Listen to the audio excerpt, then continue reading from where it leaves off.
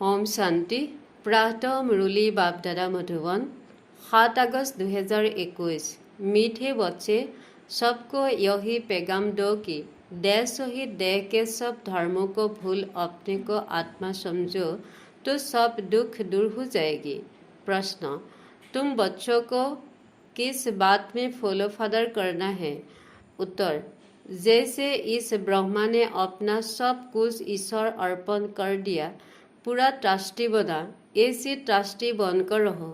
कभी भी उल्टा सुल्टा खर्चा कर पाप आत्माओं को नहीं देना। अपना सब कुछ ईश्वरीय सेवा में लगाओ। पूरा ट्रस्टी बनो।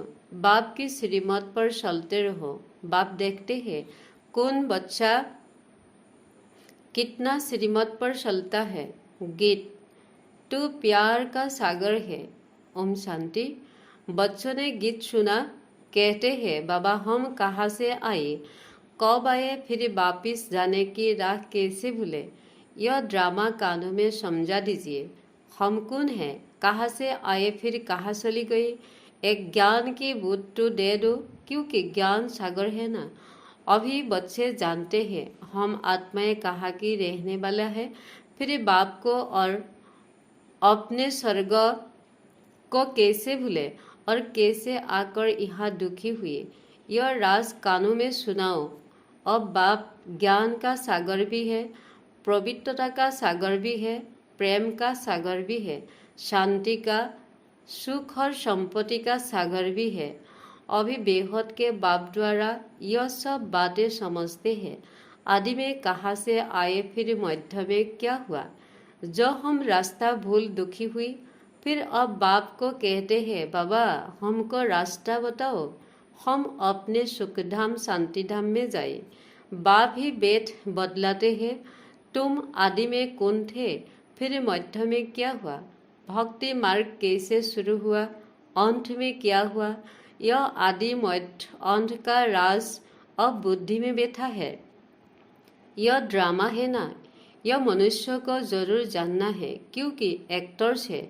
जानते हैं हम आत्माएं निराकारी शांति धाम से आते हैं यहाँ, ताकि धाम में मूल बटन, सूक्ष्म बटन, फिर यह है स्थूल बटन, फिर मूल बटन से आत्माएं आती है टाकी धाम में शरीर धारण कर पाठ बजाने। आत्मा का निवास स्थान शांति धाम है। यह बातें दुनिया में कोई भी नहीं जानते हैं। यह ज्ञान सागर बाप ने ही आकर समझाया है, अभी समझा रही है। ज्ञान सागर कहा जाता है पारलौकिक परमपिता परमात्मा को। मनुष्य को नहीं कह सकते। यह महिमा सिर्फ एक बाप की गाई जाती है, जिसको और कोई नहीं जानते। अभी विनाश का समय है, गाया हुआ है विनाश काले विपरीत बुद्धि। यूरोपवासी, अभी बाप ने तुम्हारा बुद्धिजुग अपने साथ लगाया है कि मामिकम याद करो। मैं मुसलमान हूँ, हिंदू हूँ, बौद्धी हूँ, यह सब देह के धर्म हैं। आत्मा तो आत्मा ही है। बाप समझाते हैं देह के सब धर्मसुर अपने को आत्मा समझ मोस बाप को याद करेगी तो पतित से पावन बन जाएगी। बाप कहते हैं इस देह को भी भूलो। यह सब के लिए बाप का पैगाम है। देह सहित देह के जो संबंध है सबको भूलो। मैं आत्मा हूँ, हम सब आदर्श का बाप एक है। यह ब्रह्मा भी कहेंगे हम आत्मा है, तो सब भाई भाई हो गई। इस समय सब भाई भाई पतित दुखी है। सब कामसीता पर सर भस्म हो पड़ी है। जब द्वापर के आदि में रावण राज्य शुरू होता है, तो फिर तुम वाम मार्ग में जाती हो, तभी फिर और धर्म शुरू होती है। आधा समय तुम पवित्र रहती हो, फिर आधा में तुम पतित बनती हो। एक जन्म भारत में ही गाती जाती है। कुमारी वह जो एक स्कूल का उद्धार करे, कुमारी का मान है। तुम भारत का तो क्या सारी दुनिया का उद्धार कर रही हो। तुम जानते हो हम सब आत्माएं शिव बाबा के बच्चे हैं। तो कुमार ही ठहरे भाई बहन तब होती है जब प्रजापिता ब्रह्मा की औलाद बनते हैं। यह तुम बच्चों को ज्ञान है। तुम आत्माएं सब भाई भाई हैं। सब बाप को पुकारते हैं, हे पतित पावन आओ। यहाँ रावण राज्य से दुख से हमको लिबरेट करो, फिर हमारा गाइडपन सबको वापस ले चलो, हमारे दुख हरो और सुख दो। अभी तुम समझते हो बड़े बड़े बाबा आया हुआ है हमको इस कलियुगी रावण राज्य से सुराए साथ ले चलेगी। बाप जानते हैं सभी आत्माएं पतित है, इसलिए शरीर भी पतित है। आत्मा को ही पावन बनाकर ले जाती है निर्वाण धाम में। पास्ट से प्रेजेंट फिर फ्यूचर होगा, आदि मौत अंत फिर आदि सतयुग, आदि कलयुग अंत फिर फ्यूचर होगा सतयुग। यह तो सहज है ना। अच्छा, बीच में क्या हुआ? हम कैसे गिरे? हम पावन देवता थे, फिर पावन से पतित कैसे बने? अभी तुम समझते हो, बाप समझाते हैं। जब रावण राज्य शुरू होता है तब तुम पतित बनती हो, अब फिर तुमको भविष्य देवता बनाने आया हो। इसमें डिफिकल्ट की कोई बात नहीं। बाप कहते हैं तुमको इस विषय सागर से पार ले जाते हैं। गाते भी है, नैया मेरे सभी पुकारते हैं एक बाप को। हमारे नैया जो डूबी हुई है उनको खीर सागर में ले चलो। उनको खेबेया बागबान भी कहते हैं। अभी कांटों के जंगल में पड़ी है, हमको फिर फूलों के बागीचे में ले चलो। देवताई फूल है ना, अभी सब है कांटे। एक दो को दुख दी देती रहती है, देवता को भी किसी को दुख नहीं देते। वहाँ तो सुख ही सुख है, वह तो सिर्फ गाते हैं। तुम यहाँ प्रैक्टिकल सुन रही हो। कहते हैं ना बाबा हम कहाँ से भूले, इस सृष्टि चक्र को हम कैसे भूले। सतयुग त्रेता में यह नहीं जानते, क्योंकि वहाँ तो तुम सुखी थे फिर दुखी कब हुए। जब रावण राज्य शुरू हुआ, भारतवासी रावण को जलाते ही रहते हैं जब तक उनका विनाश नहीं हुआ है। फिर सतयुग में थोड़े ही हर बरखा जलाएगी। यह है भक्ति मार्ग। अभी रावण का राज्य खालास होना है। भक्ति मार्ग में रावण को हर वर्षा जलाते हैं, परंतु मारता ही नहीं है। अभी रावण तुम्हारे आगे जैसे मर गया। तुम जानते हो रावण राज्य अब खत्म होना है। 5 भूतों का सिर काटा जाता है। पहले पहले काम के सिर को काटते हो। काम ही महाशत्रु है। बाप कहते हैं इन 5 भूतों पर विजय पाने से ही तुम विश्व पर जीत पाएंगी। मनुष्य खुद भी कहते हैं हम पतित है, इसलिए बुलाते हैं पतितों को पावन बनाने आओ। आत्मा बुलाते ही है पतित पावन, हे बाबा खेबेया रहमदिल बाबा आओ। बाप कहते हैं मैं कल्प कल्प आता हूँ। कैसे आता हूँ यह कोई नहीं जानते। गीता में भी है, हे भगवान ने आकर राजयोग सिखाया है, परंतु भगवान कौन है, कब आया, यह किसी को पता नहीं है। गीता को तो खंडन कर दिया है। कृष्ण को द्वापर में ले गई है। द्वापर के बाद तो दुनिया और पतित होती है, तो द्वापर में कृष्ण ने आकर क्या किया? मनुष्य तो कुछ भी समझते नहीं है, बिल्कुल ही अनराइटियस है। सतयुग में होती है राइटियस। तुम अभी अनराइटियस से राइटियस बनती हो। बाप समझाते हैं तुम ही संपूर्ण निर्विकारी पूज्य थे, तुम ही अब विकारी पुजारी बनी हो। आप ही पूज्य, पहले तुम पूज्य थे, एक जन्म तक फिर पुजारी बनी हो। सतयुग में आज जन्म फिर त्रेता में 12 जन्म लेती हो। बाप ही बदलाते हैं तुम पतित कैसे बनी हो, कब से गिरी हो। यह सृष्टि का चक्कर फिरता रहता है। सारे वर्ल्ड की हिस्ट्री, ज्योग्राफी, आदिमत अंत का राज बच्चों को बाप वेद समझाते हैं। सब एक रस तो नहीं समझेंगे, नंबर बार ही समझते हैं। बाप कहते हैं मैं आकर किंगडम स्थापन करता हूँ। अब तुमको सर्वगुण संपन्न बनना है, तब तक सतयुग में जा नहीं सकते। बनना यहाँ है, फिर भविष्य में जाकर तुम राज्य करेंगी। उसके बीच में सब विनाश हो जाएगा। विनाश ही देखेंगी जरूर। तुम प्रैक्टिकल में अपना पार्ट बजाएंगी। तुमको थोड़े ही पता पड़ता है आगे क्या होगा। जो कल्प पहले हुआ होगा वही होगा। तुमको टोटल बताया जाता है स्थापना और विनाश होना है।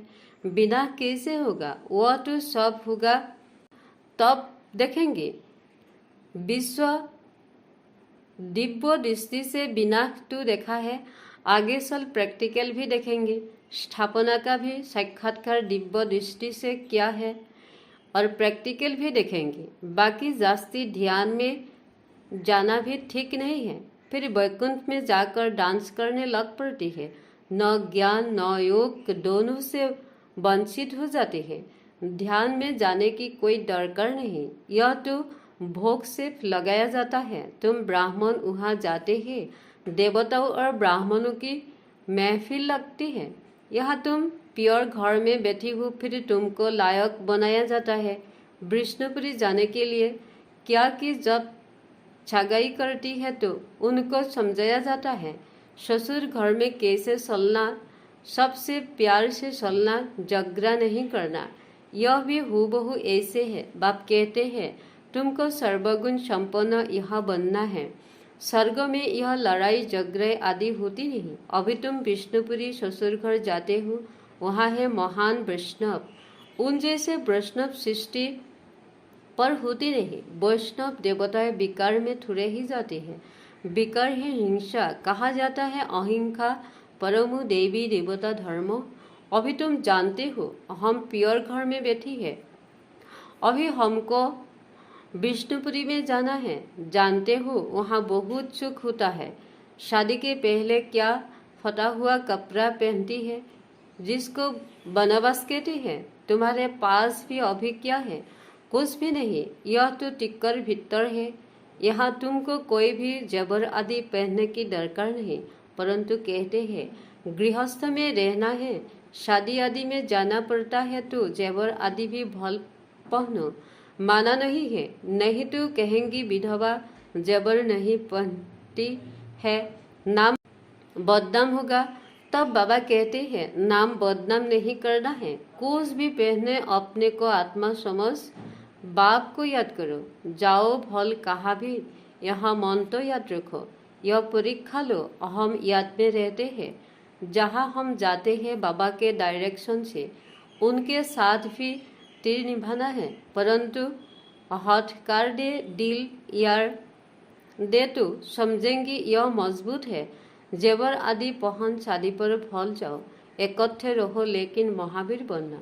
सन्यासियों का भी दिखाते हैं ना, गुरु ने वैसा पास भेज दिया, सर्प के पास भेज दिया तो बहादुरी से पास हो दिखाते हैं, उनको महावीर कहा जाता है। बाप की याद में रहेगी तो फिर कोई कर्मानंद से संचलता नहीं होगी। बाप को भूले तो कर्मानंद संचल होगी। विश्व के तुम मालिक बनते हो, यह कम बात है क्या? सन्यासी इन बातों को बिल्कुल नहीं जानते। शास्त्र में भल कुछ बातें हैं, परंतु खंडन कर दिया है। भगवान उपासो, मैं तुमको राजयोग सिखाता हूँ।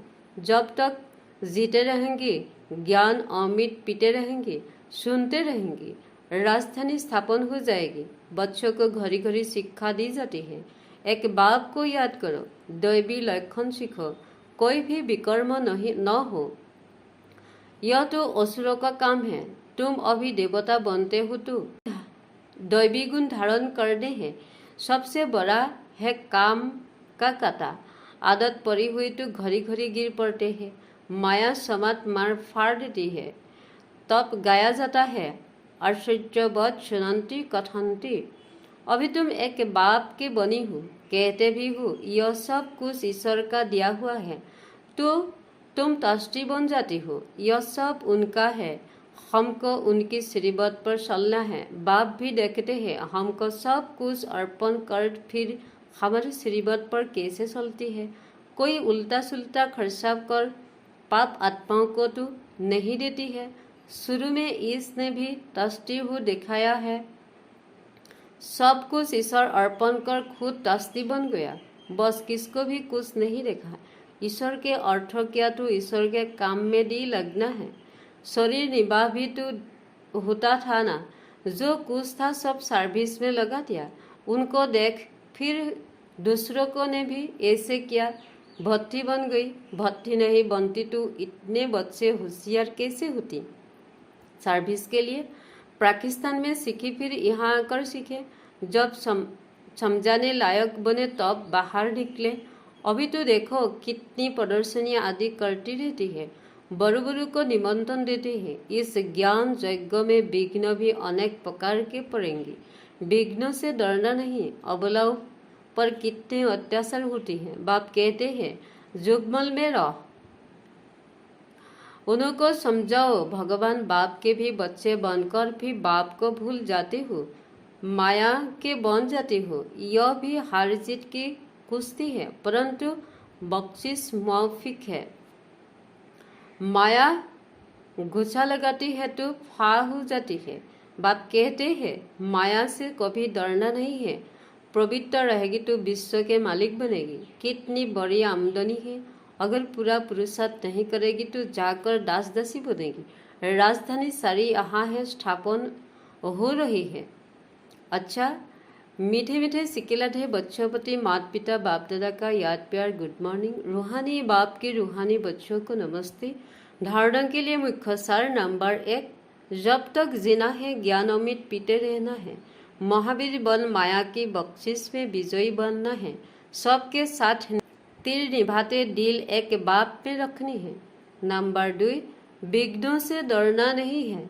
सर्विस में अपना सब कुछ सफल करना है। ईश्वर अर्पण कर तास्ती बन रहना है। कुछ भी उल्टे सुलटे कार्य में नहीं लगाना है। वरदान, डबल लाइट बन कर्मातीत अवस्था का अनुभव करने वाले कर्मयोगी भव। जैसे कर्मों में आना स्वाभाविक हो गया है, वैसे कर्मातीत होना भी स्वाभाविक हो जाए। इसके लिए डबल लाइट रहो। डबल लाइट रहने के लिए कर्म करते हुए स्वयं को ताष्टी समझो और आत्मिक स्थिति में रहने का अभ्यास करो। इन्होंने 2 बातों का अटेंशन रखने से सेकंड में कर्मातीत, सेकंड में कर्मयोगी बन जाएगी। निर्मित्र मात्र कर्म करने के लिए कर्मयोगी बनो, फिर कर्मातीत अवस्था का अनुभव करो। स्लोगन, जिनके दिल बड़ी है उनके लिए असंभव कार्य भी संभव हो जाते हैं। ओम शांति।